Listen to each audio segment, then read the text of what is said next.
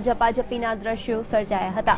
આ કાર્યકર્તાઓ શહેરના ત્રિકોણબાગ ખાતે ભાજપ અને પીએમ મોદીના વિરોધમાં સૂત્રોચ્ચાર કરી રહ્યા હતા। ત્યારે ઉગ્ર વિરોધના પગલે ત્રિકોણબાગને પોલીસ છાવણીમાં ફેરવી દેવામાં આવ્યો છે, તો કોંગ્રેસના વિરોધના પગલે મુખ્યમંત્રી વિજય રૂપાણીના નિવાસસ્થાનની સુરક્ષામાં વધારો કરવામાં આવ્યો છે।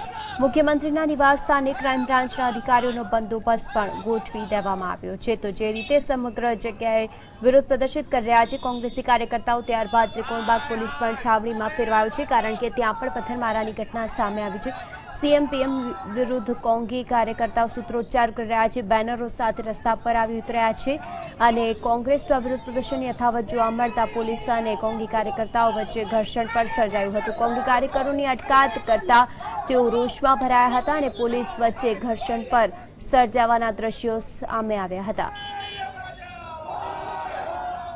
राहुल जी गांधी पर जो हमलो करने बनासकांठा આવ્યો એના વિરોધમાં રાજકોટમાં રોડ રસ્તા ચક્કાજામ કરવાનો જ્યારે પ્રોગ્રામ રાજકોટ કોંગ્રેસ દ્વારા કરવામાં આવ્યો હતો, પરંતુ આ પોલીસની તાનાશાહી અને ગુજરાત સરકારની તાનાશાહી સામે આજ રાજકોટ શહેર કોંગ્રેસ ઝૂકવાની નથી।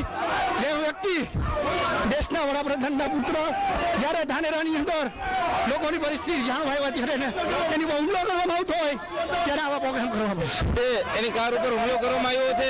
એમાં રાજકોટ કોંગ્રેસ, યુથ કોંગ્રેસ, NSUI અને મોટી કોંગ્રેસ દ્વારા આજે અમે વિરોધ પ્રદર્શન કરતા હતા ત્યારે ભાજપ અમારાથી ડરે છે એટલે પોલીસને આગળ કરે છે। તો આવનારા દિવસોમાં પ્રજાનો જવાબ આપશે અને આજે અમે એક વિરોધ પ્રદર્શન કરી ત્યારે પોલીસને આગળ કરીને અમારી પર લાઠીચાર્જ